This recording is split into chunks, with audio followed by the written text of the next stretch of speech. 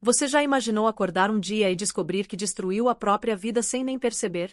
Que jogou fora a chance de ser bilionário porque estava ocupado demais sendo, bem, um monstro. Hoje eu vou contar a história de um homem que espancou a própria esposa grávida, achando que ela era uma coitada sem futuro.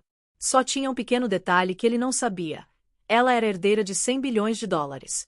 E a vingança dela? Cara, foi tão brutal que ele deve acordar todo dia desejando nunca ter nascido.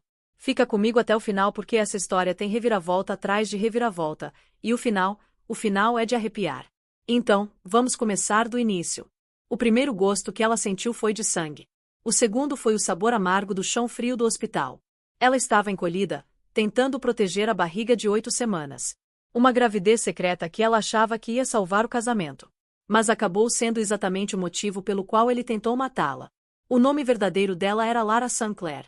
Mas para ele, pro mundo, para todos ali naquela cidadezinha, ela era apenas Ellie Smith. Uma garçonete simples de cafeteria. Ninguém fazia ideia de quem ela realmente era. E o cara que tinha acabado de espancá-la? Esse aí era Mark. Mark Turner. Um vendedor fracassado de carros que achava que tinha todos os direitos sobre ela. Ele viu o teste de gravidez positivo e não viu um bebê, não viu uma família. Ele viu uma despesa. Uma armadilha. Mais uma conta para pagar. Mas o que Mark não fazia a menor ideia é que aquela criança que ela carregava não era só mais um bebê. Era o único herdeiro de um império global de 100 bilhões de dólares. Mark achava que estava resolvendo um problema. Ele não tinha noção de que tinha acabado de começar uma guerra que jamais, em 1 milhão de anos, conseguiria vencer. Agora, deixa eu te contar quem Lara Sinclair realmente era. 2 anos antes, ela tinha desaparecido. Simplesmente sumiu do mapa. Pro mundo dos executivos, das capas de revista, dos jatinhos particulares e coberturas de luxo, ela era um fantasma. Um problema não resolvido. Aos 26 anos, a herdeira da Sinclair Global, a empresa brutal do pai dela, Augustus Sinclair, tinha simplesmente abandonado tudo. Deixou para trás um fundo fiduciário de 200 milhões de dólares, um casamento arranjado com um duque europeu e uma vida inteira de expectativas sufocantes. Ela reapareceu como Ellie Smith em Seattle. Trocou os sapatos de grife por tênis rasgados. Trocou o cheiro do jatinho particular pelo cheiro de cerveja velha e chuva. Trocou a mansão da família de 30 mil metros quadrados por um apartamento minúsculo de 3º andar, com pintura descascada e vizinhos que gritavam a noite toda. E foi ali que ela conheceu Mark Turner. No começo, Mark parecia ser tudo que o pai dela não era.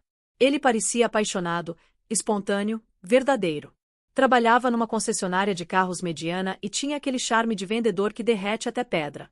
Ele viu Ellie trabalhando numa cafeteria, toda delicada e com aquele sorriso tímido, e foi atrás dela sem descanso. Pela primeira vez na vida, ela se sentiu escolhida por quem ela era, não pelo sobrenome que carregava. 6 meses depois, eles se casaram no cartório. Ellie usava um vestido branco de R$ 50 e nunca tinha sido tão feliz na vida. A felicidade durou, mais ou menos, uns 90 dias. No momento em que a aliança entrou no dedo, o verdadeiro Mark começou a aparecer. A paixão virou possessividade. O charme virou manipulação. Ele odiava que ela trabalhasse na cafeteria. Minha esposa não devia ficar servindo café para esses moderninhos, ele resmungava, convenientemente ignorando que o salário dela era o que pagava a comida quando as comissões dele estavam fracas. E tinha a mãe dele, Brenda.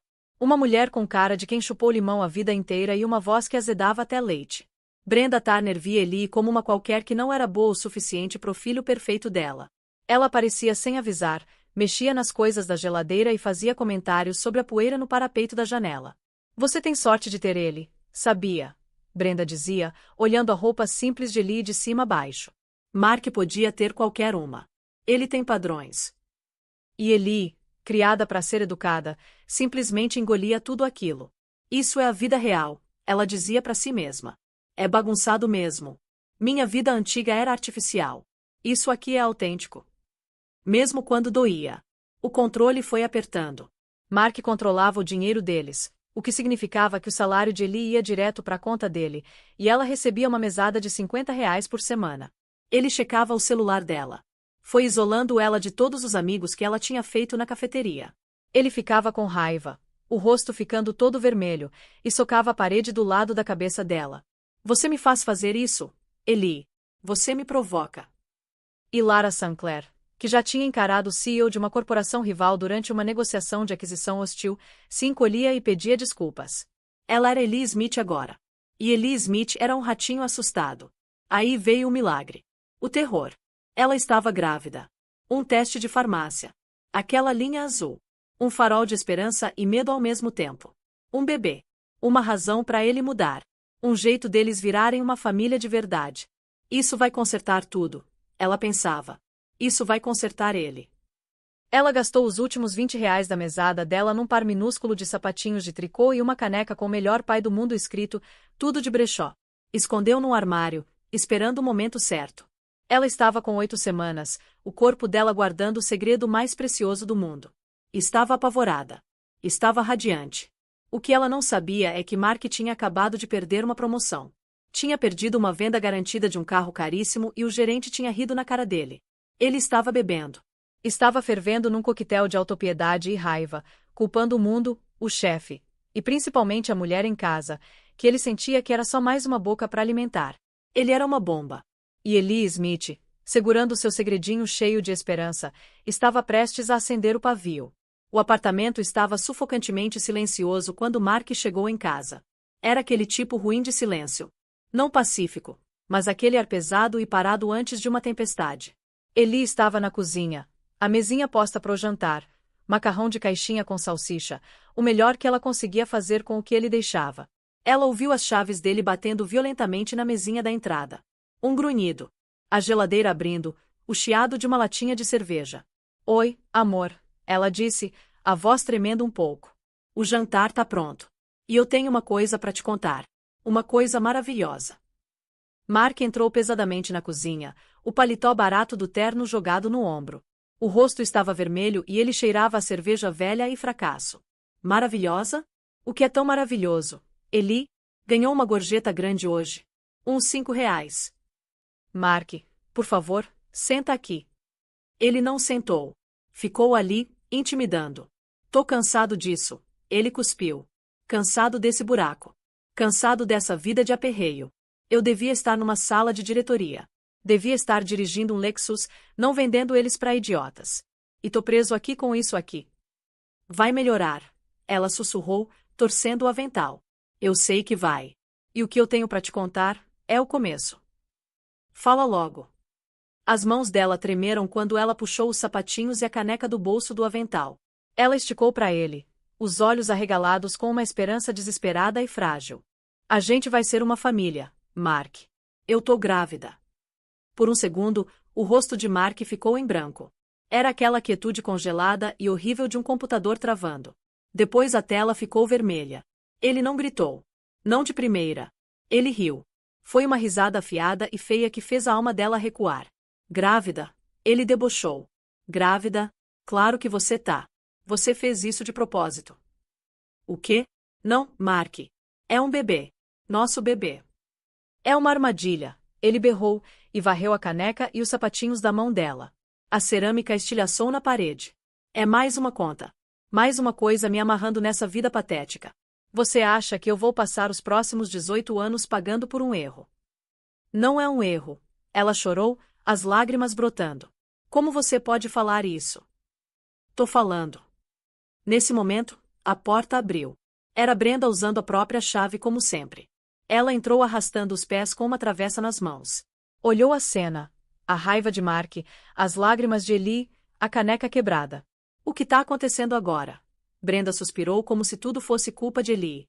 Ela diz que tá grávida. Mark cuspiu, apontando para Ellie como se ela fosse lixo.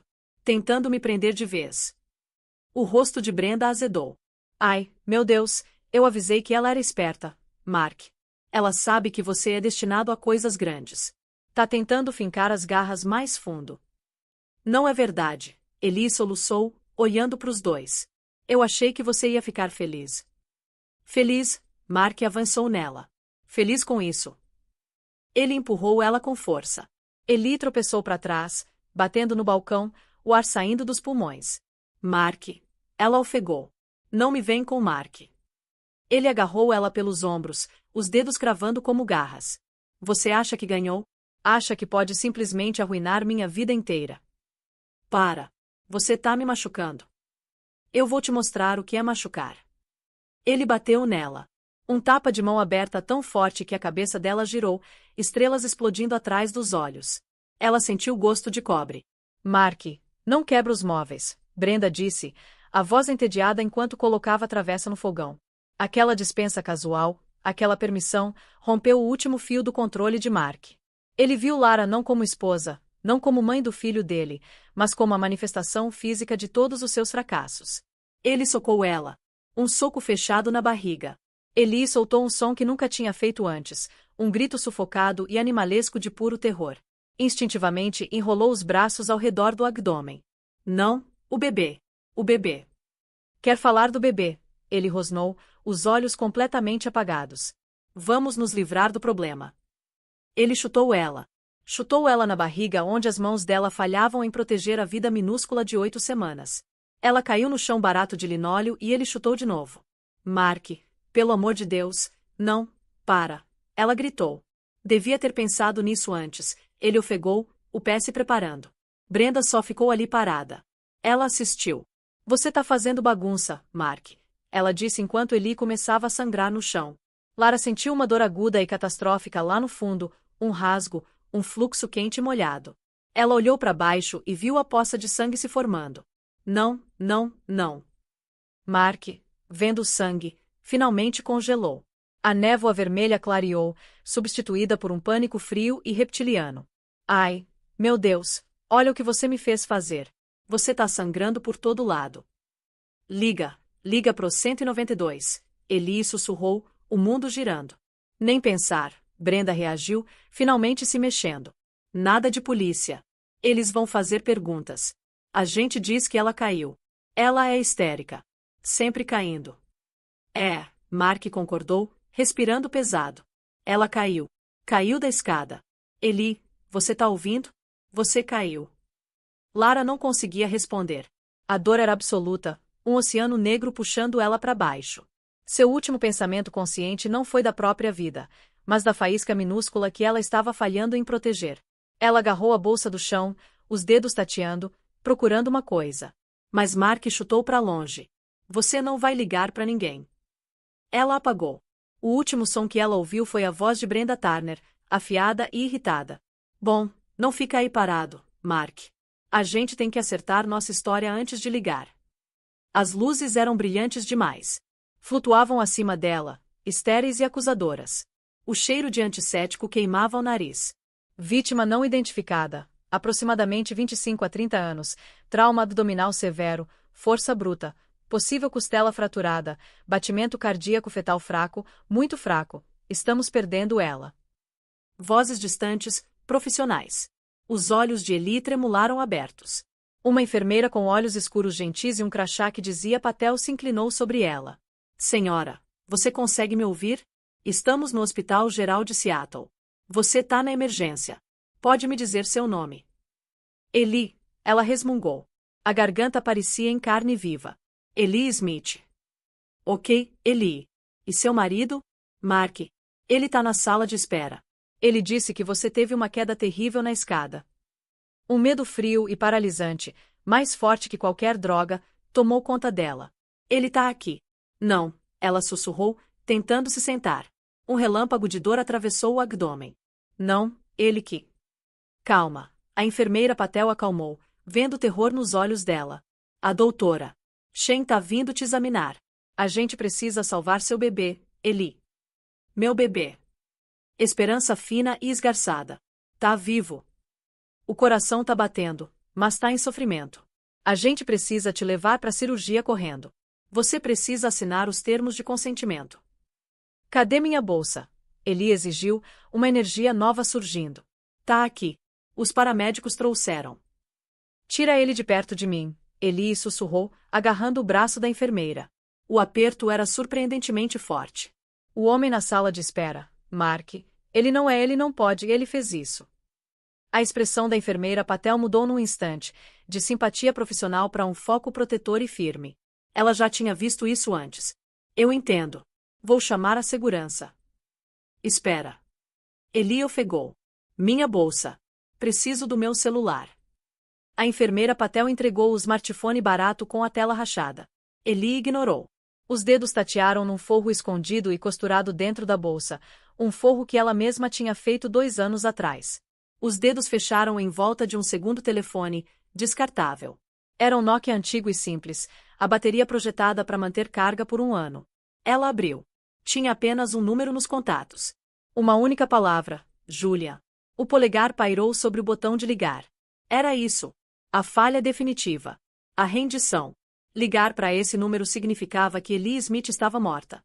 Significava que Lara Sinclair estava voltando, e estava voltando como uma fracassada, espancada e quebrada.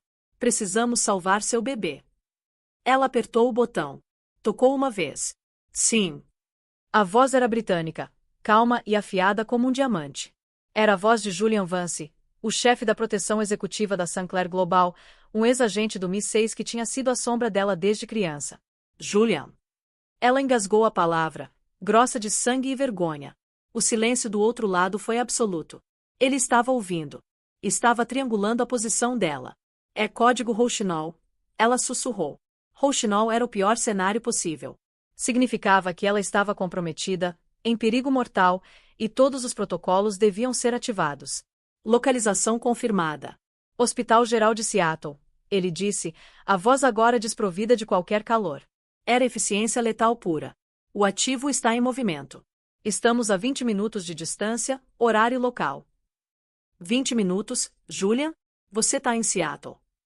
Senhora Sinclair, ele disse, e o nome a assustou.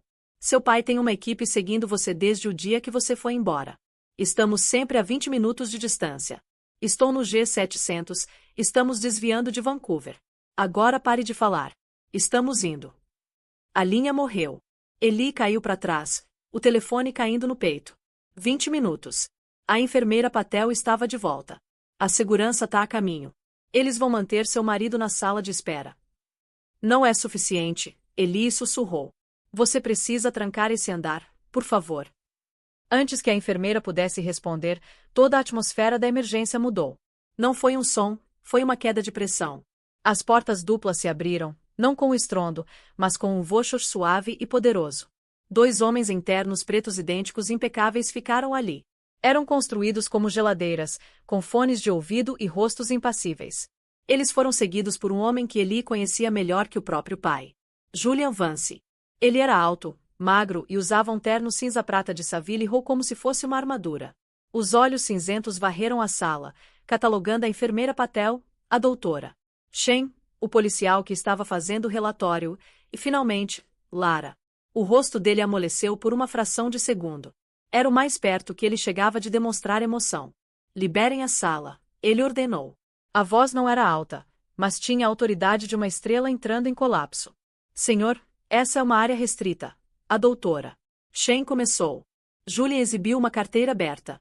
Os olhos do policial se arregalaram. Não era um distintivo. Era um cartão de credencial de segurança federal de alto nível que Julian realmente não devia ter, mas que o dinheiro Sinclair podia conseguir. Isso agora é uma questão de segurança da Sinclair Global, Julian disse. Todos vocês serão obrigados a assinar termos de confidencialidade. Enfermeira Patel, você fica.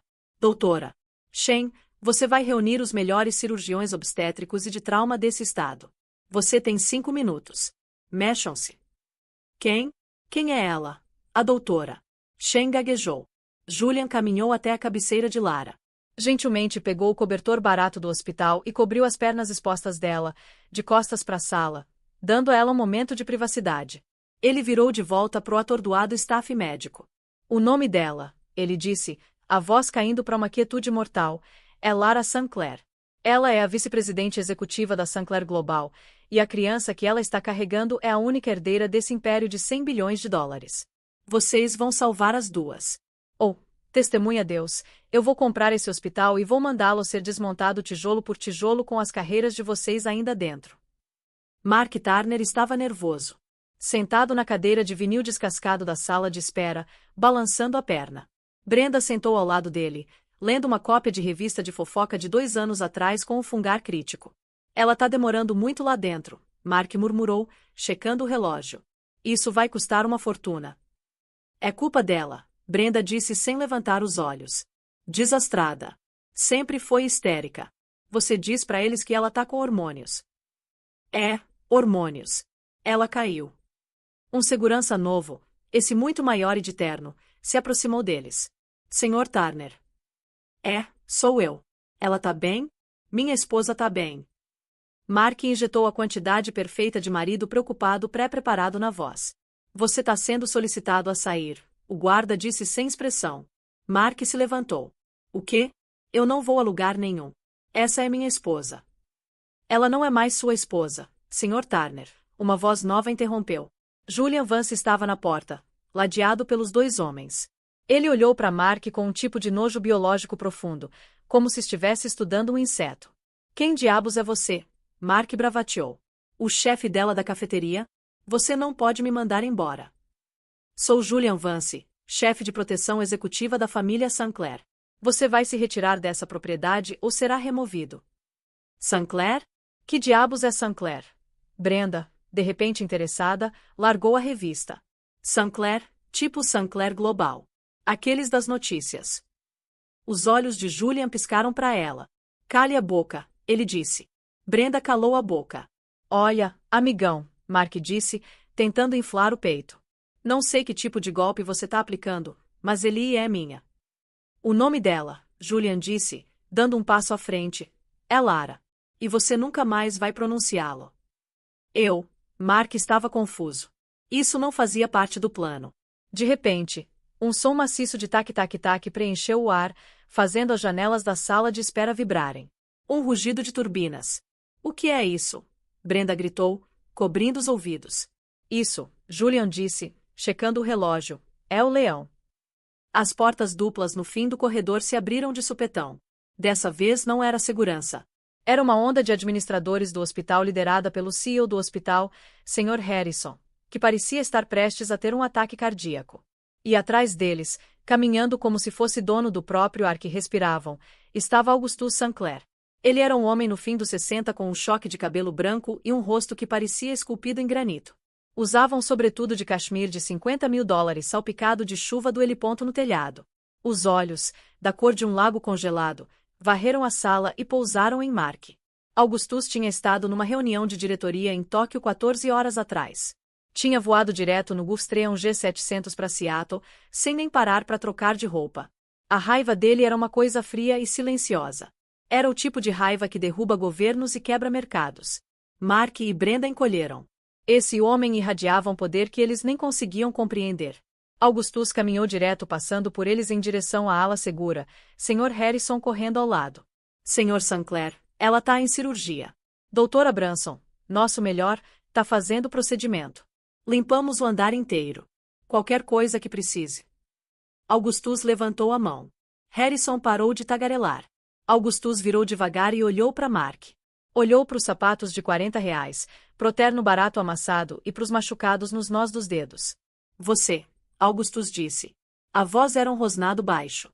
Senhor, eu sou Mark Turner. Sou o marido dela. O lábio de Augustus se curvou. Você é o ajudante, e nem é um bom ajudante. Ele virou para Julia. Essa é a coisa. Sim, senhor, Julian disse. Ele fez isso com minha filha. O pequeno cérebro de rato de Mark finalmente juntou as peças. Filha. Sinclair. O helicóptero. O sangue dele gelou. Ele não tinha apenas espancado a esposa. Filha, Mark gaguejou. Não. Ela é Ellie Smith. Ela trabalha numa cafeteria. Ela é ninguém. Augustus realmente sorriu. Foi a expressão mais aterrorizante que Mark já tinha visto. Ela é Sinclair, minha única herdeira. E você, Augustus disse, dando um passo mais perto, acabou de colocar suas mãos imundas no futuro de todo o meu legado. Brenda, numa demonstração de tirar o fôlego de oportunismo ganancioso, de repente ofegou e correu para frente, as mãos entrelaçadas. Ai, meu Deus! Ela chorou, a voz açucarada. Senhor Sinclair, senhor, um terrível mal-entendido. Não fazíamos ideia. Lara, ela é tão travessa fingindo ser pobre. Mark, não é ela uma travessa. A gente ama ela. Ama tanto. Meu filho só estava. Ele estava preocupado que ela tivesse caído, entende? E Augustus Sinclair olhou para Brenda. Ele não falou. Só olhou. Ele encarou ela, esse mosquito, esse parasita, com um desprezo gélido tão profundo que as palavras de Brenda secaram na garganta. Julian, Augustus disse, virando-se completamente entediado. Senhor. Remova essas coisas do prédio e mande prendê-las. Presas, Mark berrou. Por quê? É um assunto de família. Ela caiu. Por quê? Augustus pausou na porta da ala cirúrgica. Por agressão agravada, por tentativa de assassinato do meu neto, e por, vejamos, sequestro. Você a manteve contra a vontade dela enquanto ela sangrava, impedindo-a de pedir ajuda. Acredito que essa seja a lei. Evangeline vai saber. Quem é Evangeline? Mark perguntou, a voz um guincho minúsculo. Como se invocados, 2 policiais de Seattle que tinham estado esperando respeitosamente deram um passo à frente. Dessa vez eles não estavam ouvindo Mark. Estavam ouvindo o time de advogados de terno afiado que tinha acabado de chegar. Mark Turner, um policial disse, puxando as algemas. Você está preso sob suspeita de agressão em 1º grau. Vocês não podem fazer isso, Mark gritou, finalmente quebrando. Eli, fala pra eles. Fala que você me ama. Fala que você caiu. Brenda Turner, o segundo policial disse, você está presa como cúmplice. Você tem o direito de permanecer em silêncio. Cúmplice. Brenda berrou. Eu só trouxe uma travessa. Enquanto eram algemados, Mark travou os olhos com Augustus Sinclair. Ele não viu misericórdia. Não viu raiva. Ele só viu um problema sendo resolvido. Ela é minha esposa, Mark gritou enquanto era arrastado. Vocês não podem pegar minha esposa. Eu sou bilionário. Sou bilionário por casamento. Augustus virou para Julia. Certifique-se de que ele seja colocado na população geral. Quero que ele aproveite a textura completa do público que ele tanto adora. Sim, senhor. E Augustus Sinclair empurrou as portas da ala cirúrgica, o rosto uma máscara de ferro. O leão tinha chegado. Os ratos estavam na armadilha. E a guerra tinha apenas começado. Agora, você acha que essa história já é intensa até aqui? Espera só. Porque a verdadeira vingança ainda nem começou. Lara acordou com o som de um bip rítmico e constante. Ela não estava na emergência. Estava num quarto que parecia menos um hospital e mais uma suíte de hotel 5 estrelas. Paredes cinza pálido, arte original, uma vista panorâmica do horizonte de Seattle. Uma enfermeira particular sentada no canto lendo. Ela sentiu uma dor surda e latejante. Olhou para baixo. A mão instintivamente foi pro estômago. O bebê, ela sussurrou. A enfermeira estava ao lado dela instantaneamente. Senhora Sinclair, você acordou. A cirurgia foi bem sucedida. Você e o feto estão estáveis. Você teve muita sorte. Lara chorou. Chorou de alívio, de dor e da vergonha esmagadora e avassaladora do retorno. A porta se abriu e o pai dela entrou.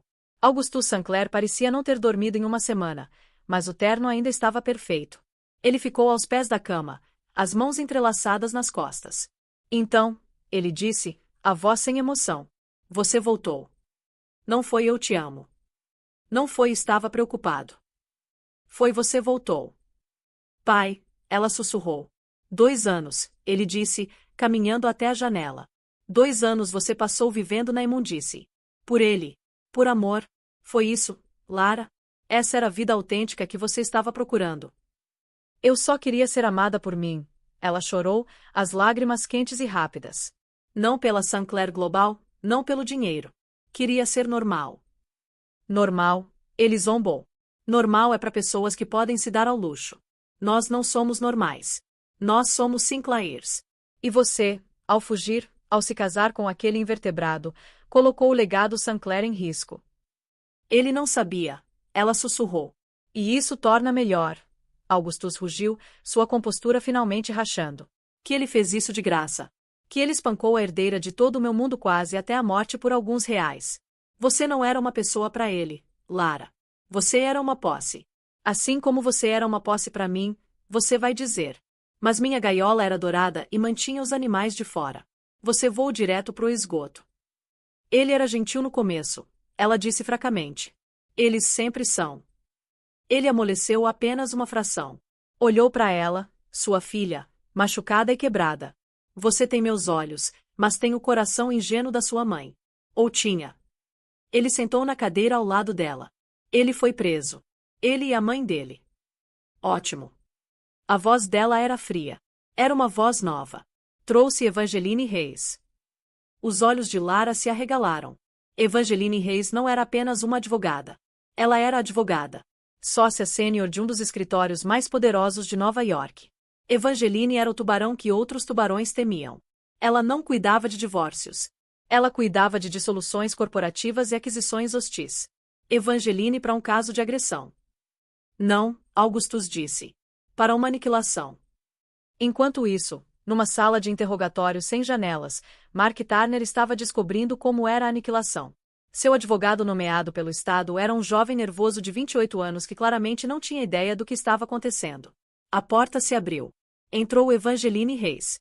Ela estava na casa dos 50, magérrima, usando um terno Armani vermelho sangue. Colocou uma pasta de couro de R$ 10.000 na mesa, abriu e puxou uma única pasta. Senhor Turner, ela disse, a voz como seda sobre aço. Sou Evangeline Reis. Represento Lara Sinclair. Estou aqui por cortesia para explicar seu futuro. Quero minha esposa. Quero ver Eli, Mark exigiu. Você nunca mais vai vê-la, Evangeline disse, como se estivesse falando sobre o tempo. Vamos falar sobre você. Mark Turner, 34 anos, abandonou a faculdade, demitido de 2 empregos anteriores de vendas.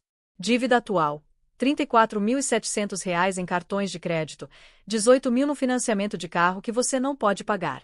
Uma vida sombria, sem destaque e francamente patética. Você não pode falar comigo assim. Estou meramente estabelecendo uma linha de base, Evangeline continuou, ignorando-o. Agora, vamos estabelecer a linha de base da senhora Sinclair. Ela puxou um portfólio brilhante. Deslizou uma foto pela mesa. Esse é o Legacy. É um iate de 85 metros. Lara passou os verões nele. Deslizou outra. Essa é a cobertura Sinclair, na Quinta Avenida. O quarto de infância de Lara é maior que seu apartamento inteiro. Outra. Essa é a Torre Sinclair Global em Xangai. Lara pessoalmente intermediou o negócio de $4 bilhões para sua construção quando tinha 24 anos. Mark encarou, a boca aberta. Os números, a escala disso tudo. Essa era a mulher para quem ele dava uma mesada de R$ 50. Essa era a mulher que ele tinha chutado na barriga. Você tá mentindo, ele gaguejou. Mas sabia que ela não estava. Meu tempo é cobrado a R$ 2.200 por hora, Sr. Turner. Eu não minto. Não tenho tempo. Evangeline se inclinou para frente. Você não apenas agrediu uma mulher. Você agrediu a cidadã particular mais valiosa do planeta. E você não apenas machucou um feto. Você tentou assassinar o único herdeiro de uma fortuna de $100 bilhões. O Conselho da Sinclair está descontente. O governo dos Estados Unidos está descontente. Os interesses da família Sinclair são uma questão de segurança econômica nacional. Mas ela é minha esposa. O dinheiro. É meu dinheiro também. Comunhão de bens. O cérebro de Mark, vendo as fotos, tinha finalmente pousado na única coisa que ele entendia: ganância. Evangeline Reis riu. Uma risada genuína e aterrorizante. Ah, seu pobre homem estúpido. Você realmente é, não é? Ela deslizou mais um documento pela mesa. Esse é um acordo pré-nupcial. Foi redigido pelo meu escritório no dia em que ela nasceu. Afirma que qualquer pessoa com quem ela se case, sob qualquer nome, em qualquer jurisdição, renuncia a todas as reivindicações de quaisquer ativos Sinclair, conhecidos ou desconhecidos, agora ou no futuro. Ela fez você assinar, não fez? Enfiado na papelada da certidão de casamento. Ela chamou de formulários do banco. O sangue de Mark drenou do rosto. Ele lembrou. Só uns formulários para os meus empréstimos estudantis, ele tinha dito calmamente. Ele tinha assinado sem ler. Então não, Sr. Turner. Você não recebe um centavo. Evangeline se levantou, coletando as fotos. O que você recebe é a atenção total e indivisa do sistema legal dos Estados Unidos, financiado por uma entidade privada com um orçamento de litígio maior que o PIB da maioria dos países pequenos. Seu defensor público está, para dizer o mínimo, sem chances. O quê? O que vai acontecer comigo? Evangeline pausou na porta. Seu julgamento está sendo acelerado. As acusações são 2 de agressão agravada, uma de tentativa de homicídio em 2º grau.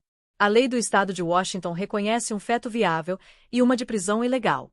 Brenda, sua mãe, já deu uma confissão completa em troca de uma sentença mais leve.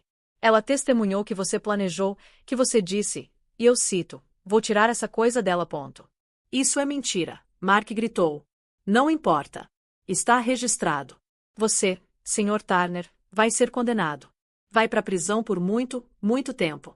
E a família Sinclair usará sua considerável influência para garantir que cada momento do seu tempo lá seja desconfortável. Tenha um dia agradável.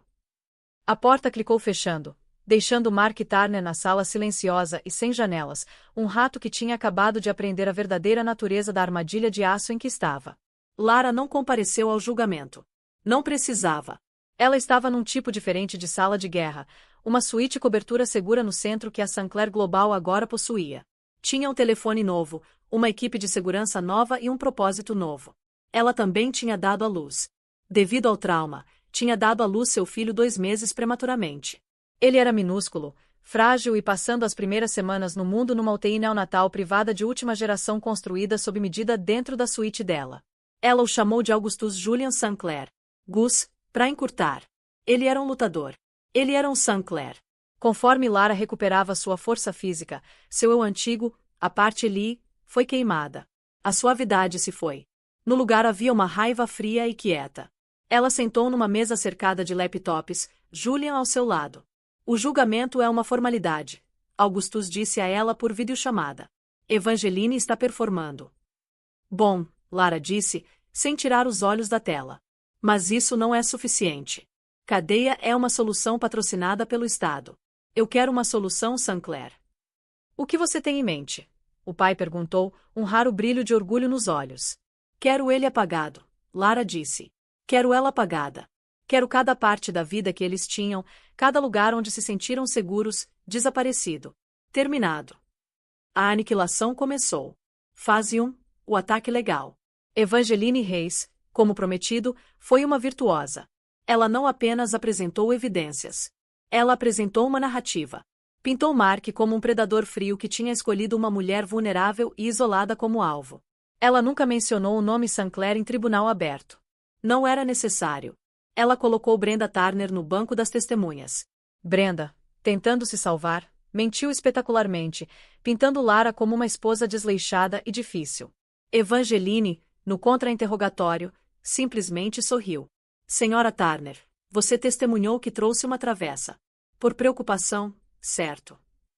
Sim, estava preocupada. Então por quê? Evangeline disse, a voz caindo. Seus registros telefônicos, que nós subpoemos, mostram uma mensagem de texto para o seu filho 1 hora antes que dizia: coloca aquela vadia na linha. Vou aí te ajudar a botar medo nela.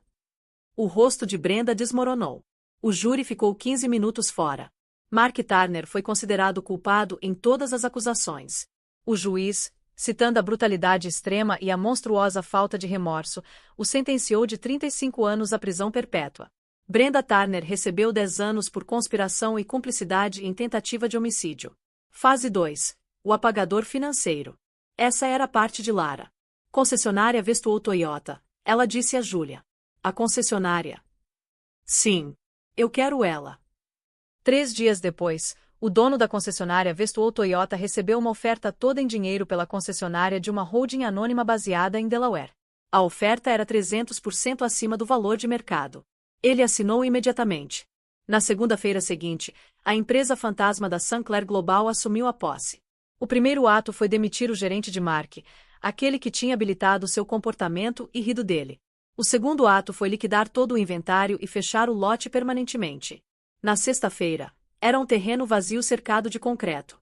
Depois, o apartamento. Lara comprou o prédio inteiro. Mandou realocar todos os inquilinos exceto os vizinhos de Mark e Brenda para apartamentos mais novos e melhores às suas custas. Depois mandou declarar o prédio estruturalmente inseguro, alavancando seus contatos na prefeitura. Foi agendado para demolição. O castelo de Mark ia virar uma pilha de poeira. A pequena casa hipotecada de Brenda.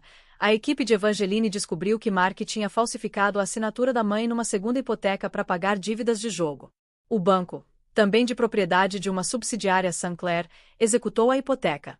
Todos os pertences.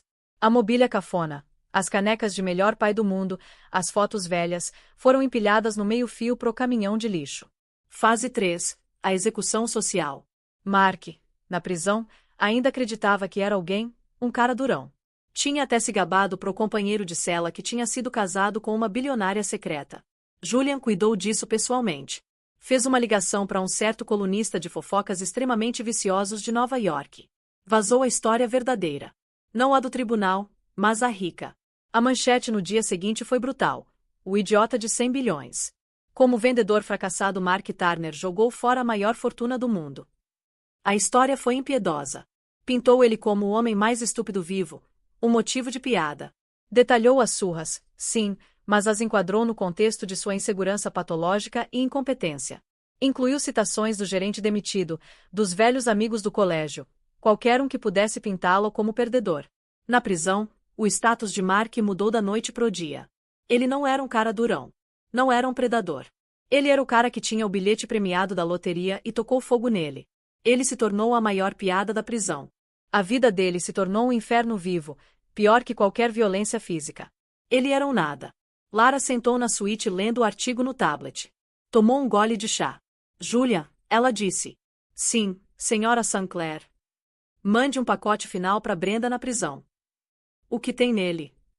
Uma única foto da foto de fichamento do filho dela do artigo e uma travessa nova. A mais cara que o dinheiro pode comprar. Sim, senhora. Um ano depois, a sala de reuniões do 90º andar da Torre Sinclair Global era uma catedral do comércio. O ar cheirava a dinheiro velho, mogno envernizado e o toque estéril fraco do horizonte da cidade. Era uma sala construída para intimidar, para receber reis e esmagar competidores.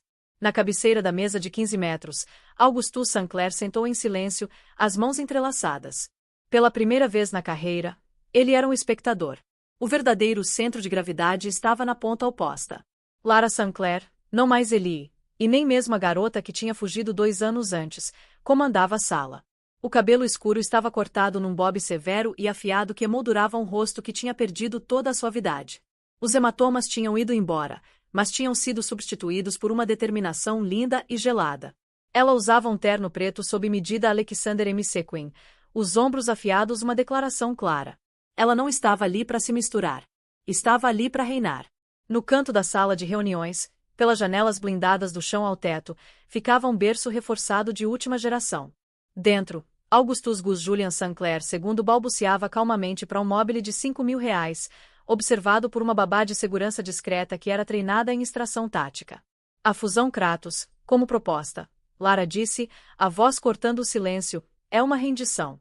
Estamos pagando um prêmio pelo departamento de P&D fracassado deles e pela infraestrutura superalavancada.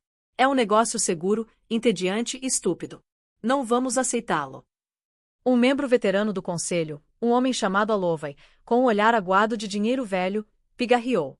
Minha cara Lara, ele começou, o tom tingido com o ar condescendente de um homem acostumado a indulgir a filha do chefe. Com todo respeito, Kratos é uma empresa legada. Uma fusão estabiliza nosso portfólio de energia europeu. É a jogada segura. É o que seu pai. O que meu pai teria feito? Lara interrompeu, a voz caindo para uma calma gélida. Foi construir essa empresa assumindo riscos. O que você está propondo, senhora Alovai, é que paguemos pelo funeral de um competidor. Ela se levantou, e o conselho inteiro, incluindo Augustus, sentiu a mudança de pressão. Ela era um animal diferente. Agora, aqui está o que vamos fazer, ela disse, tocando uma tecla. A tela maciça atrás dela acendeu. Não vamos nos fundir com a Kratos. Vamos quebrá-la. Os membros do conselho se endireitaram. Essa era uma linguagem que eles entendiam. Tive a divisão corporativa de Evangeline Reis de plantão por um mês. Eles descobriram que a Kratos tem manipulado seus livros, falsificando seus relatórios de compensação de carbono. Vamos vazar esses dados não para a imprensa, mas para o principal rival deles na Ásia, que vai usar para desencadear uma guerra de preços. Conforme as ações deles despencarem, vamos iniciar uma campanha hostil de venda a descoberto. Alovai ficou pálido. Isso é guerra corporativa. Vai ficar sangrento. O mundo é sangrento, senhor Alovai, Lara disse, os olhos encontrando os dele. Você só não teve que olhar. Enquanto eles estiverem sangrando, vamos iniciar uma briga por procuração, alavancando nossas empresas fantasmas para instalar 2 das nossas próprias pessoas no conselho deles. E quando as ações deles atingirem o fundo do poço, quando o CEO deles estiver enfrentando investigação federal e os ativos em chamas, a Sinclair Global não vai se fundir. Vamos adquirir. Vamos comprar toda a infraestrutura deles por 10 centavos no real, desmontar o P&D fracassado e absorver as rotas de transporte. Não estamos pagando por um funeral. Somos nós que estamos cavando a cova. Um arrepio percorreu a sala. No canto, Gus fez um pequeno barulho agitado. A cabeça de Lara virou. Os olhos dela amoleceram por um único segundo enquanto olhava para o filho. Depois ela virou de volta para o conselho, e o olhar estava mais duro que ferro. Ela era uma leoa-mãe protegendo seu território. E o território dela agora era o mundo inteiro. Alguma outra objeção? Lara perguntou. A sala estava silenciosa. Bom. A moção foi aprovada. Augustus Sinclair, assistindo da ponta da mesa, devagar e deliberadamente começou a aplaudir. Ele não tinha testado a filha. Ele tinha desencadeado. O fogo que ele sempre quis no herdeiro finalmente tinha sido forjado. Só tinha levado os fogos do inferno para fazer isso. Os membros do conselho saíram em fila, evitando o Sr. Alovai, que parecia ter visto um fantasma. Logo a sala estava vazia, exceto por Augustus, Lara e o bebê. Augustus caminhou pelo comprimento da mesa, parando ao lado da filha enquanto ela olhava pela janela pro império lá embaixo. Isso foi implacável, ele disse, não como crítica, mas como elogio. Foi eficiente, Lara corrigiu, a voz quieta. Mark me ensinou o que acontece quando você é ineficiente. Ele me ensinou o que acontece quando você deixa um inimigo de pé. Eu estava errado, Lara. As palavras eram cascalho na garganta dele, a fusão mais difícil que ele já tinha tentado. Tentei te manter numa gaiola. Uma dourada, mas uma gaiola mesmo assim. Achei que estava te protegendo. Te protegendo do jeito que não consegui proteger sua mãe. Era a primeira vez que ele mencionava a falecida esposa em uma década. Lara virou para encarar ele. A velha Lara teria chorado, teria buscado conforto. Essa Lara simplesmente assentiu. Sim, você fez, ela disse sem calor. Era apenas um fato. Você me afastou e eu fugi da sua gaiola e construí uma nova para mim mesma feita de tinta barata e normalidade. Nós dois falhamos. Mas você também me deu as ferramentas para sobreviver. Você me ensinou sobre dinheiro. Me ensinou sobre poder. Mark apenas me ensinou como usá-lo. Ela pegou o Gus, que acalmou instantaneamente nos braços dela. É por isso que estou lançando a fundação. Ah, o quê? Uma caridade. Augustus pareceu confuso. Sinclairs não faziam caridade. Faziam filantropia estratégica por motivos fiscais. Não, Lara disse. Não uma caridade. Uma arma. Ela caminhou até a pasta dela. Vou liquidar meus bens pessoais. A cobertura na Quinta Avenida, o Chalé Ingstad e o Legacy. Augustus ficou pasmo. O iate de 85 metros era sua obra-prima, um símbolo de riqueza intocável. Você vai vender o iate. É um símbolo de uma vida que não levo mais, Lara disse. Um palácio flutuante para uma princesa que não existe. A liquidação total me dá um fundo semente de 400 milhões. É para a Fundação Lara. E o que essa fundação vai fazer? Lara sorriu, e foi a primeira expressão verdadeiramente fria que o pai dela já tinha visto no rosto dela. É uma solução nível Sinclair para abuso doméstico. Não estamos construindo abrigos, pai. Estamos construindo arsenais. Ela começou a andar de um lado para o outro, a energia dela preenchendo a sala. Quando uma mulher estiver em perigo, quando estiver presa como eu estava, ela não precisa apenas de um lugar para se esconder. Ela precisa de poder. Ela vai ligar para o nosso telefone Rouxinol, uma linha operada 24 horas por dia, 7 dias por semana. Em 1 hora, uma equipe treinada pelo próprio Julian vai extrair ela e os filhos. Eles vão receber casas novas, identidades novas, vidas novas. Isso é abrangente, Augustus admitiu. Isso é apenas a fase 1, Lara disse. A fase 2 é o que Evangeline Reis vai administrar. Não vamos apenas ajudar vítimas a conseguir ordens de restrição. Vamos desencadear o inferno financeiro nos abusadores delas. Vamos entrar com contra-ações. Vamos investigar as finanças deles. Vamos encontrar cada ativo escondido, cada real não declarado, e vamos pegá-lo. Vamos usar o sistema legal para falir eles, para mandá-los para a cadeia, para desmantelar as vidas deles com a mesma precisão legal fria que estamos usando na Kratos. Não vamos apenas salvá-las, pai. Vamos armá-las. Vamos ensiná-las a serem as leoas. Augustus Sinclair olhou para a filha segurando o neto. Ele não viu uma herdeira. Viu uma sucessora. Viu o futuro. A empresa é sua, Lara, ele disse, a voz grossa com um novo respeito profundo. Sempre foi. Eu só estava mantendo ela aquecida. A quilômetros de distância, num mundo de concreto e desinfetante, a televisão na sala comum do presídio estadual de Washington estava ligada. Mark Turner, detento 774B, estava de joelhos e mãos esfregando o chão. Estava esquelético. O charme confiante de vendedor tinha sumido, espancado para fora dele na primeira semana. Os olhos estavam ocos, mortos. Ele era ninguém. Ei, bilionário! Um detento corpulento zombou passando por ele, chutando o balde ensaboado. Olha, sua ex está na TV de novo. Cara, ela é gata. Um coro de risadas cruéis seguiu. Bilionário era o apelido deles para ele. Era a piada definitiva, o final de uma história de estupidez cósmica que tinha feito dele o palhaço oficial da prisão. Mark estremeceu. Ele olhou para cima, os movimentos rígidos. Lá estava ela. Lara. Ela estava num palco num evento de gala de R$ 1.000 o prato. Estava radiante, blindada num vestido escuro cintilante. Estava apertando mãos com senadores, rindo com magnatas da tecnologia. Ela era o centro do universo. A Fundação Lara, a voz-over de um repórter disse, já, nos primeiros 6 meses, realocou mais de 50 famílias e entrou com ações civis totalizando 80 milhões contra os abusadores. A respiração de Mark falhou. Ele se empurrou até ficar de pé, atraído pela tela, as mãos sujas pairando sobre o vidro. A tela cortou para uma foto dele, a velha foto sorridente e bonita da concessionária. Depois, com um baque brutal, cortou para a foto de fichamento dele. O primeiro caso da fundação, o âncora continuou, foi a ruína financeira e legal total do próprio agressor dela, Mark Turner, que atualmente cumpre de 35 anos a prisão perpétua.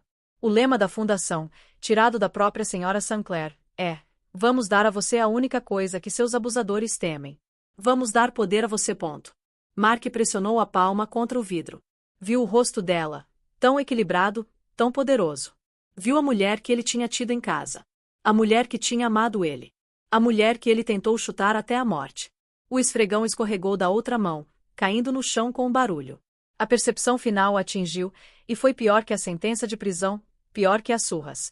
Ele não tinha apenas perdido uma fortuna de 100 bilhões de dólares. Ele era o catalisador. Ele era a pressão estúpida, brutal e necessária que tinha forjado essa rainha. A violência dele era a única coisa que tinha finalmente feito uma verdadeira Sinclair. Ele não era o vilão da história dela. Ele era uma nota de rodapé. A câmera deu zoom em Lara enquanto ela aceitava um prêmio. Ela sorriu, uma expressão equilibrada e controlada. Depois caminhou pro lado do palco onde Julian Vance estava segurando o filho dela. Ela pegou Gus nos braços e beijou a cabeça dele. A imagem de poder, de legado, de vida. Mark Turner, um homem arruinado, escorregou pela parede, os joelhos batendo no chão frio e molhado que ele tinha acabado de esfregar. Ele foi apagado do mundo. Um fantasma deixado para limpar a própria bagunça no escuro. E essa é a história de como Lara Sinclair recuperou a vida, o nome e o poder dela. Mark achou que estava esmagando uma ninguém, mas era apenas um rato que escolheu brigar com um leão. A vingança dela não foi apenas sobre cadeia. Foi aniquilação total, e foi o começo do novo império dela. Agora, deixa eu te perguntar uma coisa. Você acha que Lara foi longe demais? Ou foi exatamente o que Mark e Brenda mereciam? Pensa comigo por um segundo. Esse cara não só espancou a esposa grávida. Ele literalmente tentou matar o bebê dela. E a mãe dele? Ficou ali parada assistindo como se fosse um programa de TV. Eles não sentiram remorso nenhum. Zero. A primeira reação deles não foi chamar a ambulância, foi inventar uma história para cobrir o crime. Então, quando Lara usou todos os recursos que ela tinha para destruir completamente as vidas deles, será que ela estava errada? Ou será que ela estava simplesmente fazendo o que o sistema de justiça nunca consegue fazer direito, garantindo que eles nunca mais pudessem machucar ninguém? Porque olha, a prisão é uma coisa.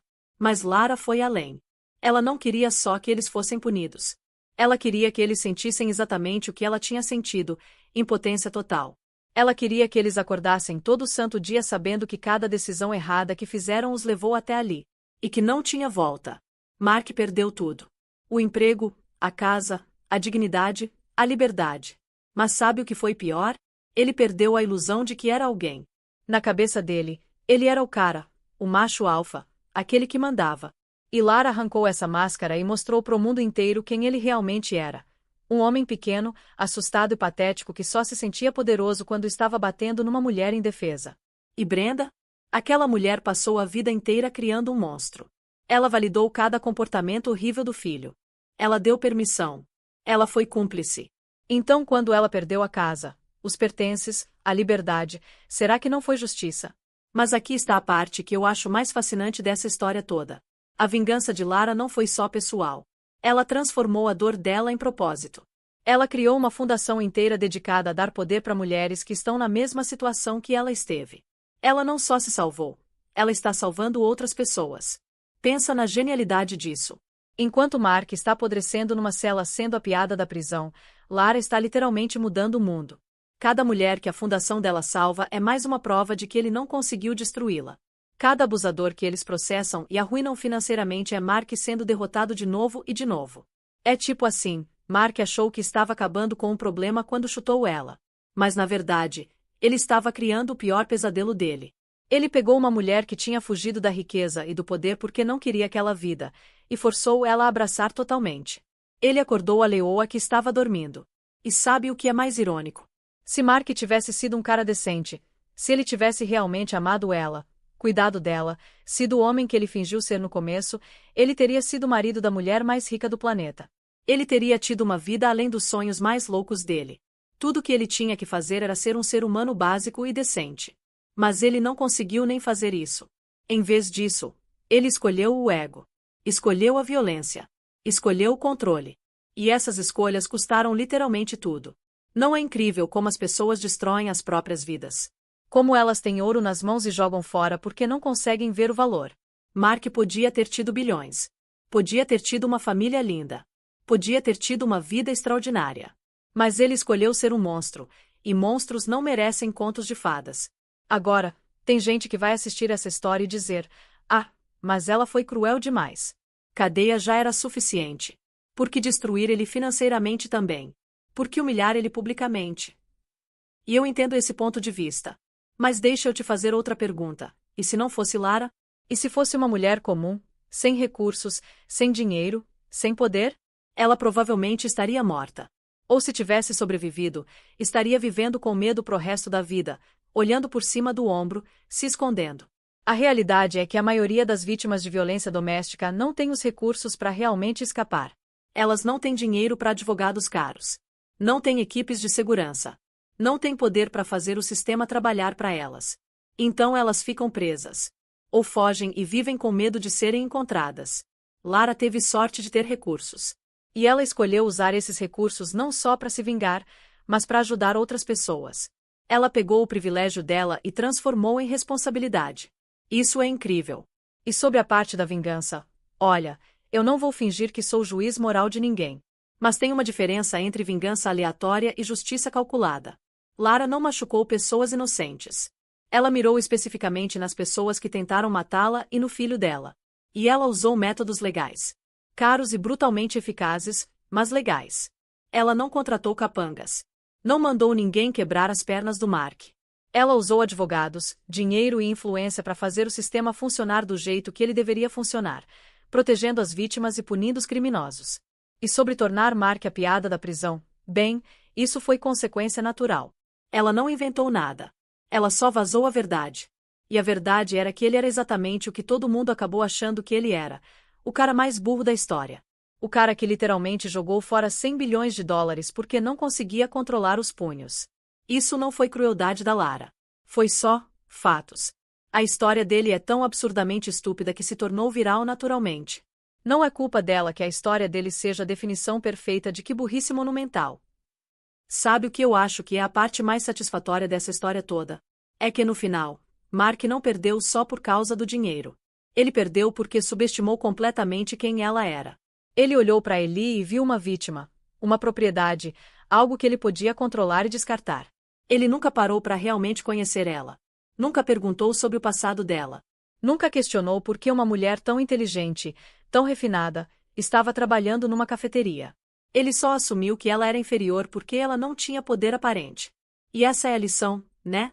Nunca assuma que você sabe quem alguém é baseado nas aparências. Nunca assuma que alguém que parece vulnerável realmente não tem garras. Porque você nunca sabe quem você está mexendo. Imagina acordar um dia na prisão e descobrir que a mulher que você espancava regularmente, que você dava mesada de R$ 50, que você tratava como lixo, era herdeira de 100 bilhões de dólares. E que ela poderia ter acabado com você a qualquer momento, mas escolheu viver aquela vida simples porque queria ser amada de verdade. E então você percebe que se você tivesse apenas sido decente, tudo aquilo poderia ter sido seu. O dinheiro, o poder, a vida incrível. Tudo. Mas você jogou fora porque seu ego era maior que seu cérebro. Isso deve comer Mark vivo todo dia. E honestamente, é exatamente o que ele merece. Porque olha, a gente pode debater se a vingança de Lara foi proporcional ou não. Mas o que não dá para debater é que Mark fez isso com ele mesmo. Cada decisão horrível foi dele. Cada soco, cada chute, cada palavra cruel. Tudo foi escolha dele. Ninguém forçou ele a ser violento. Ninguém forçou ele a espancar uma mulher grávida. Ele fez isso porque quis, porque achou que podia, porque achou que ela nunca teria poder para revidar. E ele estava errado. Tão completamente, catastroficamente errado. Agora, deixa eu te contar um detalhe que eu acho particularmente poético nessa história. Lembra que eu falei que Lara criou a fundação dela? A fundação que ajuda vítimas de violência doméstica? Essa fundação não só extrai mulheres de situações perigosas. Não só dá casas e identidades novas. Ela literalmente ensina essas mulheres a se tornarem predadoras. Ensina elas a usarem o sistema legal como arma. Ensina elas a serem implacáveis. Lara está criando um exército de mulheres que não vão mais ser vítimas. Mulheres que vão revidar com tudo. E cada uma dessas mulheres é um lembrete vivo de que Mark falhou. De que ele não conseguiu quebrar ela. De que ela transformou a tentativa dele de destruí-la na maior força da vida dela. Isso é vingança no nível mais épico possível. Não é só vou destruir você. É vou usar o que você fez comigo para criar algo tão grande, tão poderoso, que seu nome vai ser para sempre associado ao seu próprio fracasso. Mark Turner não é lembrado como vendedor de carros. Não é lembrado como marido. Ele é lembrado como o idiota que jogou fora 100 bilhões de dólares. Essa é a marca dele na história. E vai ser para sempre. Enquanto isso, Lara Sinclair é lembrada como a mulher que sobreviveu, que se reergueu, que pegou a pior coisa que já aconteceu com ela e transformou em força. Ela é lembrada como salvadora, como líder, como leoa. Ela venceu em todo sentido possível. E ele perdeu em todo sentido possível. E sabe de uma coisa? Eu aposto que se você perguntasse para Lara hoje se ela se arrepende de alguma coisa, ela diria que sim. Ela provavelmente se arrepende de ter fugido da família. Se arrepende de ter desperdiçado 2 anos com Mark. Se arrepende de não ter visto os sinais de alerta mais cedo. Mas eu aposto também que ela não se arrepende da vingança. Porque a vingança dela não foi só sobre fazer Mark sofrer. Foi sobre garantir que ele nunca mais pudesse machucar ninguém. Foi sobre transformar a dor dela em proteção para outras pessoas. Foi sobre fechar o ciclo da violência de um jeito permanente. E isso, meus amigos, é como você vira um trauma em triunfo. É como você pega a pior experiência da sua vida e faz algo significativo com ela. Lara não deixou o que Mark fez defini-la como vítima. Ela deixou definir ela como sobrevivente. Como guerreira. Como rainha. E no processo, ela não só recuperou a vida dela. Ela melhorou ela. Ela se tornou mais forte, mais focada, mais determinada do que nunca teria sido se Mark nunca tivesse entrado na vida dela. É estranho pensar assim, mas de certo modo, Mark criou a versão dela que ele mais temia. Ele tentou destruí-la e acabou forjando ela em aço puro. Ele pegou o ouro e, tentando amassá-lo, transformou em diamante. Agora, antes de a gente encerrar, deixa eu te fazer uma última pergunta para você refletir. O que essa história nos ensina? Para mim, ela ensina várias coisas. Primeiro, nunca subestime ninguém. Você nunca sabe quem a pessoa realmente é ou do que ela é capaz. Segundo, violência sempre tem consequências. Sempre. Pode não ser hoje, pode não ser amanhã, mas eventualmente, o universo cobra a conta. E terceiro, o verdadeiro poder não vem de dominar outros. Vem de dominar a si mesmo, de fazer escolhas estratégicas, de usar a cabeça em vez dos punhos. Mark tinha todo o poder na relação. Ele controlava o dinheiro, o espaço físico, tudo. Mas ele não tinha o verdadeiro poder, que é autocontrole. E no momento que ele perdeu o controle e bateu nela, ele perdeu tudo. Já Lara parecia não ter poder nenhum. Ela era a vítima, a mulher espancada, a que estava sangrando no chão do hospital. Mas ela tinha o verdadeiro poder. Recursos escondidos, conexões, inteligência estratégica. E quando ela decidiu usar esse poder, Mark não teve a menor chance. Então a lição é: violência é fraqueza disfarçada de força. E verdadeira força é saber quando e como agir, não reagir impulsivamente. Mark reagiu. Lara agiu. E essa diferença mudou tudo. Olha, eu sei que essa história é pesada. Eu sei que é brutal em alguns momentos. Mas é importante. É importante porque histórias assim acontecem todo dia. Mulheres são espancadas por parceiros todo santo dia. E na maioria das vezes, elas não têm os recursos que Lara tinha para escapar e se vingar. Mas talvez, só talvez, histórias como essa inspirem mais pessoas a criarem sistemas de apoio, a fundarem organizações, a usarem seus privilégios e recursos para ajudar quem não tem. Porque no final das contas, essa não é só a história de vingança de uma mulher. É a história de como o privilégio pode ser usado para bem. É a história de como o trauma pode ser transformado em ação. É a história de como leões não precisam rugir para serem perigosos, eles só precisam esperar o momento certo para atacar. E quando Lara atacou, foi devastador. Foi preciso. Foi final. Mark Turner tentou matar um rato e acabou acordando um dragão. E agora ele vai passar o resto da vida patética dele se perguntando como foi tão burro. Enquanto isso, Lara Sinclair está lá fora, vivendo a melhor vida, criando o filho, comandando um império e salvando outras mulheres. Ela venceu. Completamente. E essa, meus amigos, é a história de como você nunca deve subestimar ninguém. É a história de como a violência sempre, sempre volta para te morder. E é a história de como uma mulher pegou a pior coisa que já aconteceu com ela e transformou em seu maior triunfo. Mark queria uma esposa submissa. Ele criou uma rainha implacável. Às vezes o universo tem um senso de ironia perfeito. Então, o que você achou dessa história? Você acha que Lara foi longe demais na vingança dela? Ou você acha que foi exatamente o que Mark e Brenda mereciam? Deixe a sua opinião aqui nos comentários. Eu quero saber o que você pensa. Tem gente que vai dizer que ela foi cruel. Tem gente que vai dizer que ela foi uma heroína. E eu honestamente quero ouvir os dois lados. E se você está passando por alguma coisa parecida, se você conhece alguém que está numa situação de abuso, por favor, busque ajuda. Existem organizações, linhas diretas, recursos. Você não precisa sofrer em silêncio.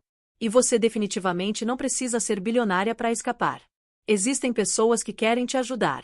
Agora, se você gostou dessa história de reviravolta chocante e vingança épica, deixa aquele like maroto aqui embaixo. Sério, aperta esse botão como se fosse Lara socando Mark de volta. Compartilha esse vídeo com alguém que precisa ouvir uma história de sobrevivência e triunfo. E mais importante ainda, se inscreve nesse canal porque toda semana eu trago histórias incríveis como essa, histórias que vão te fazer pensar, sentir e talvez até mudar a perspectiva sobre a vida. Ativa o sininho das notificações porque você não vai querer perder o próximo vídeo.